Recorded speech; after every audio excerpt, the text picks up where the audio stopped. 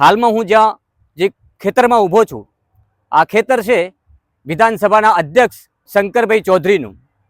આપણે કહીએ છીએ ને કે શંકરભાઈ જે કરે છે એ બેસ્ટ કેમ કરે છે, દેખાઈ રહ્યું છે. એ છે 50 વીઘામાં ઓર્ગેનિક ખેતી, બિલકુલ દવા વગર. અહીંયા ગાયના ઝરણ અને ગાયના છાણમાંથી દેશી ઉપાય છે કે દેશી ખાતર તૈયાર થાય છે અને એ ડ્રીપ દ્વારા આ ખારેકમાં નાખવામાં આવે છે. અને એટલું તો ઉત્પાદન મેળવી શકાય છે આમાં કે ખેડૂત ધારે એટલી કમાણી કરી શકે છે. આ મેસેજ દરેક ખેડૂત સુધી પહોંચાડવા માટે મને જ્યારે અહીંથી એક સમાચાર મળ્યા કે 50 વીઘામાં આ ખેતી થઈ રહી છે અને એક બિલકુલ દવા અને ખાતર વગર, ત્યારે મેં અહીંના જે હેમજીભાઈ છે આ આખું ખેતર સંભાળી રહ્યા છે, એમનો પરિવાર સંભાળી રહ્યો છે. એમને હું બતાવીશ કે આ હેમજીભાઈ છે જેઓ આ ખેતરની દેખરેખ કરે છે. એમના પરિવાર, એમનો આખો પરિવાર આ ખેતરની દેખરેખ કરે છે. મેં હેમજીભાઈનો સંપર્ક કર્યો, ત્યારબાદ આ ખેતરમાં શૂટ કરવા માટેનું પરમિશન લીધું, કારણ કે આ શંકરભાઈ ચૌધરીનું પોતાનું માલિકીનું હોવાથી આપણે ત્યાં પરમિશન વગર શૂટ ના કરી શકીએ. પરંતુ આ એક મારે મેસેજ આપવો હતો, એટલે મને લાગ્યું કે ખરેખર આ ભવિષ્ય માટે એક સુંદર મેસેજ આપી શકાય. તો એમજીભાઈનો સંપર્ક કર્યો. એમજીભાઈના સંપર્ક બાદ મેં આખી વાત કરી કે મારે આ એક મેસેજ છોડવો છે, દરેક ખેડૂત સુધી મેસેજ આપવો છે. અત્યારે દવા અને ખાતર નાખીને આપણે આપણું જીવન બરબાદ કરી રહ્યા છીએ, આપણી જમીન બરબાદ કરી રહ્યા છીએ. ત્યારે સુંદર મેસેજ જ્યારે બીજા ખેડૂતો વચ્ચે જાય તો એના માટે મેં એમજીભાઈનો સંપર્ક કર્યો. એમજીભાઈએ અધ્યક્ષ શંકરભાઈ ચૌધરી સાથે વાત કરી અને મને પરમિશન મળ્યું, ત્યારે હું અહીં પહોંચ્યો છું. કચ્છના રણ નજીકના વિસ્તારમાં આવેલું ખેતર આ છે શંકરભાઈ ચૌધરીનું ખેતર, જ્યાં 50 વીઘામાં પ્રાકૃતિક રીતે ઓર્ગેનિક ખેતી થાય છે. અહીં કોઈ પણ રાસાયણિક ખાતર કે કોઈ પણ જંતુનાશક દવા વગર માત્ર ગાયના ઝરણથી અને ગાયના છાણમાંથી જીવામૃત ખાતર બનાવવામાં આવે છે. બિલકુલ પ્રાકૃતિક રીતે અહીં 50 વીઘામાં ખારેકની વાવણી કરવામાં આવે છે. અહીં આવતી ખારેક બિલકુલ રાસાયણિક ખાતર અને જંતુનાશક દવા વગરની હોય છે. એટલે કે પ્રાકૃતિક રીતે તૈયાર કરાતી આ ખારેક, જેમાં ગાયના ઝરણ અને છાણમાં જે પોષક તત્વો રહેલા છે ઉપયોગી બને છે. ખેતીમાં બંજર બનેલી જમીન પણ ફળદ્રુપ બની જાય છે. એટલી તાકાત આ દેશી પ્રાકૃતિક તૈયાર કરાયેલા ખાતરમાં રહેલી હોય છે, કારણ કે ખાતર તૈયાર થાય છે ગૌમાતાના ઝરણ અને છાણથી. આ ખારેક સિઝનથી 15 દિવસ પહેલાં તૈયાર થાય છે અને અહીંથી આ ખારેક ફોરેન કન્ટ્રીમાં એક્સપોર્ટ પણ થાય છે. આ ખેતરમાં જે પણ પેદાશ આવે છે એને ખરેખર રણની મીઠાશ તરીકે ઓળખવામાં આવે છે, કારણ કે અહીં કચ્છના રણના નજીક આવેલા વિસ્તારમાં આવેલું આ ખેતર, જ્યાં પ્રાકૃતિક રીતે ખેતી કરીને ટિશ્યુ કલ્ચરથી આ ખારેકની વાવણી કરવામાં આવે છે, જેથી સિઝન કરતાં 15 દિવસ વહેલો આ ખારેકનો પાક તૈયાર થાય છે. અને અહીં ખારેકની વાવણી કેવી રીતે થાય છે? આ ખારેક દેશના ખૂણે ખૂણે તો જાય છે, પરંતુ વિદેશમાં પણ એક્સપોર્ટ થાય છે. એની તમામ માહિતી ગુજરાતના ખેડૂતો સુધી પહોંચે, જેને લઈને અમે આજે આ ખેતરની મુલાકાતે પહોંચ્યા છીએ. અને બિલકુલ ઓર્ગેનિક રીતે તૈયાર કરવામાં આવતી આ ખારેકના પાકમાંથી અઢળક કમાણી પણ કરી શકાય છે. બિલકુલ ઓર્ગેનિક રીતે પ્રાકૃતિક ખેતી કરીને રાસાયણિક ખાતર અને જંતુનાશક દવાથી પણ વધારે કમાણી કરી શકાય છે. એટલી તાકાત ગૌમાતાના ઝરણ અને છાણમાં છે, જેનું આ ઉત્તમ ઉદાહરણ છે કે અહીં ખૂબ જ મોટા પ્રમાણમાં ખારેકનું ઉત્પાદન પણ થાય છે. એમાં મીઠાશ પણ હોય છે અને બિલકુલ નિરોગી ખારેક દરેક દેશના ખૂણે ખૂણે પહોંચી રહી છે. રણની મીઠાશ. અમે આજે એક એવા ખેતરમાં છીએ કે જ્યાં બિલકુલ ઓર્ગેનિક ખેતી થાય છે, અને એ પણ કોઈ પણ રાસાયણિક ખાતર કે કોઈ પણ દવા વગર. આપણે કહીએ છીએ ને કે દવા અને ખાતર નાખ્યા વગર કંઈ જ થતું નથી. તો હાલ હું જે ખેતરમાં ઊભો છું, આપણે દવા અને રાસાયણિક ખાતર નાખીને આપણી જમીન બગાડવાનું કામ કરી રહ્યા છીએ. અહીંયા આ એવું ખેતર છે કે અહીંયા પ્રાકૃતિક અને પ્રકૃતિની કમ્પ્લીટ સેવા થાય છે, અને પ્રાકૃતિક તેમજ ઓર્ગેનિક ખેતી થાય છે. અને એ પણ કેવી રીતે થાય છે એ અમે તમને બધું જ બતાવીશું. હાલમાં હું જે ખેતરમાં છું એ ખેતર છે 50 વીઘાનું, અને આ 50 વીઘામાં ખજૂરની વાવણી કરેલી છે. અને એ પણ એવી ખજૂર, ગુજરાતમાં કચ્છની ખારેક વખણાય છે, પરંતુ કચ્છમાં પણ હજુ 2 મહિના લેટ આવવાની છે. પરંતુ આ ખેતરમાં આપ જોઈ રહ્યા છો, આ લુમખા તમને બતાવવાની કોશિશ કરીશ કે હાલમાં હું ત્યાં પહોંચ્યો છું એ ખેતરમાં, અને એ ખેતરમાં આ ખજૂરના લુમખા છે. એક ઝાડે 15 થી 18 મણ જેટલી ઉત્પાદન આપે છે. અને વિશેષ વાત મારે એ કરવી છે કે આ તમે જોઈ રહ્યા છો ને, અહીંયા આ ઉધઈ છે. આપણે આમ તો આપણા વિસ્તારમાં ઉધઈથી બધા કંટાળી ગયા છે, અને ઉધઈની દવા છાંટવાની હોય છે, ઉધઈ માટે જે કરવું પડે એ કરી અને આપણે ઉધઈનો નાશ કરતા હોય. પરંતુ આ ખેતર એવું છે કે જ્યાં ઉધઈની રક્ષા કરવામાં આવે છે. અહીંયા આ ઉધઈ છે એને થવા દેવામાં આવે છે, જેટલી ઉધઈ થાય એટલું સારું. અને આ ખેતરમાં આજુબાજુમાં ક્યાંય લકડામાં પણ ઉધઈ આવે તો એ લકડું અહીંયા નાખી દેવામાં આવે છે. એટલે કહી શકાય કે અહીંયા પ્રાકૃતિક ખેતીની સાથે સાથે જે જીવ છે એની પણ ચિંતા થાય છે. આ એક એવું ખેતર છે કે જ્યાંથી દરેક ખેડૂતને એક સંદેશ જાય છે, અને આ સંદેશ જો કોઈ ખેડૂત ઝીલી શકે તો મને લાગે છે કે એ પણ એટલું જ ઉત્પાદન લઈ શકે.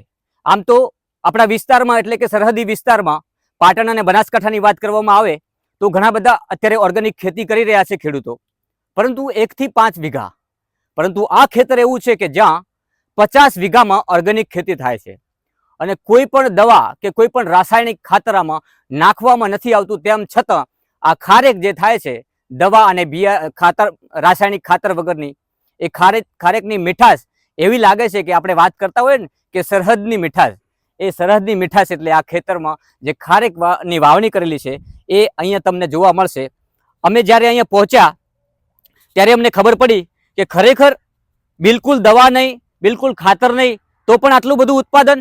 અહીં કેવા પ્રકારની તૈયારી થાય છે આ ખારેકની, કેવા પ્રકારનું એનું બોક્સ થાય છે, કેવી રીતે સેલિંગ થાય છે, અમે તમામ પ્રકારના દ્રશ્યો સાથે અને ઝીણવટભરી વાત તમને ખેડૂતો સુધી પહોંચાડશું. એના માટે કે આ એક મેસેજ છે કે આવું દરેક ખેડૂત કરી શકે છે, એવું નથી.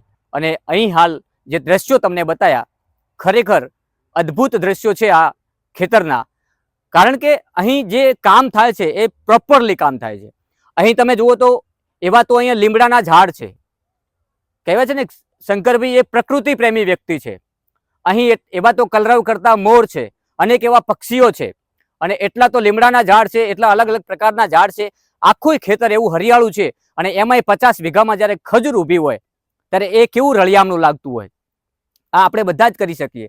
રળિયામણા સાથે સાથે આવક પણ મેળવી શકાય તેવું આ ખેતર છે. આજે અમે ત્યાં પહોંચ્યા, અમે તમને તમામ એવા દ્રશ્યો બતાવવાની કોશિશ કરીશ કે ખરેખર ખેડૂત ધારે એ કરી શકે છે.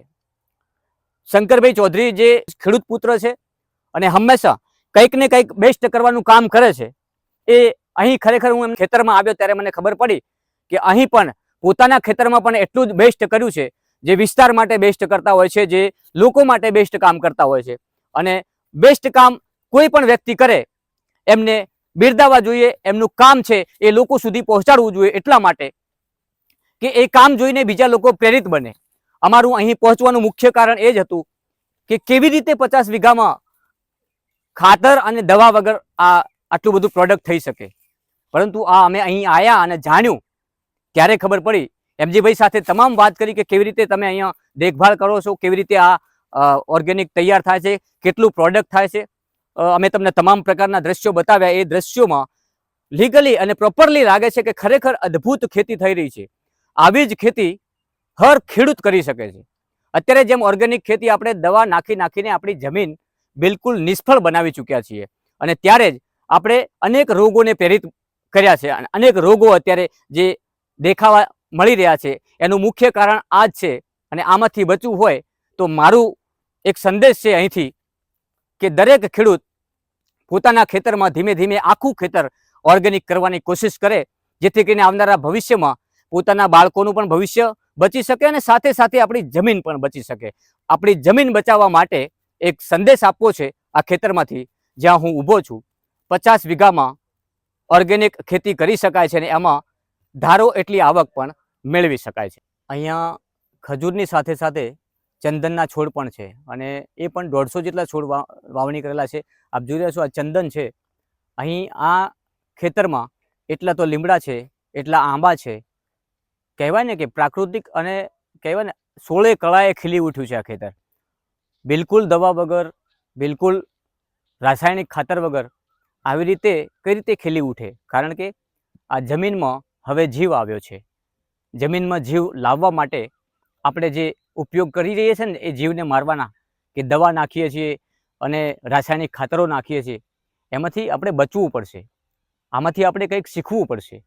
વારંવાર શંકરભાઈ ચૌધરી આ વિષય ઉપર ઘણું બધું કરે છે, અને લોકોને સમજાવવાના પ્રયાસો કરે છે કે આપણે ધીમે ધીમે આપણી જમીનને આપણે બંજર બનાવી રહ્યા છે અને આ બંજરમાંથી મુક્તિ મેળવવી હોય તો તમે ઓર્ગેનિક ખેતી કરો છે. પરંતુ એ જ જમીનમાં જીવ આવશે, એ જ જમીનમાં ગાયનું ઝરણ અને ગાયનું છાણ જશે ને ત્યારે આ જમીન જીવંત થશે અને ત્યારે તમે અઢળક કમાણી કરી શકશો અને તમે જીવનમાં યાદ કરશો કે ખરેખર આપણે ઘણા વર્ષો સુધી આપણે ઝેર ખાધું હતું અને ઝેરમાંથી મુક્તિ મેળવવા માટેનું એક જ વિકલ્પ છે કે તમે હવે રાસાયણિક ખાતર અને ઝેરી દવાઓ નાખવાનું બંધ કરો અને આ જમીનને બંજર બનતી અટકાવો.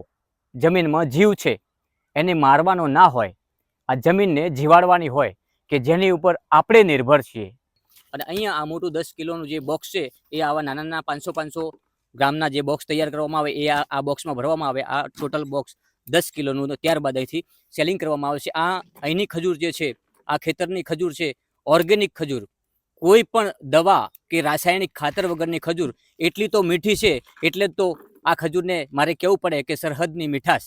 આ સરહદની મીઠાશ કલકત્તા, બેંગ્લોર, અમદાવાદ, મુંબઈ તેમજ રિલાયન્સમાં આ ખજૂર જાય છે. એટલે કહી શકાય કે આપણી સરહદની મીઠાશ ક્યાં સુધી પહોંચી છે અને એને પહોંચાડવા માટે આ એક દ્રઢ સંકલ્પ પણ હોવો જોઈએ કે આપણે ખાતર, રાસાયણિક ખાતર કે દવા વગર માત્ર ગાય માતાના ઝરણથી અને એના છાણથી, એમાં એટલી બધી તાકાત છે, એમાં એટલા બધા તત્વો છે જે હંમેશા બનાસ ડેરીના ચેરમેન પશુપાલકોને વારંવાર કહેતા હોય છે કે ગાયના ઝરણમાં અને ગાયના છાણમાં એટલા બધા પોષક તત્વો છે કે એ તમારી જમીનને ફળદ્રુપ બનાવી શકે છે. ગમે એટલી બંજર જમીન હોય ને તો એને પણ ફળદ્રુપ બનાવવામાં ગાયનું ઝરણ અને ગાયનું છાણ બહુ જ ઉપયોગી છે. અને એના થકી આ ખેતરમાં 50 વીઘામાં બિલકુલ ઓર્ગેનિક અને પ્રાકૃતિક રીતે ખેતી થઈ રહી છે. અને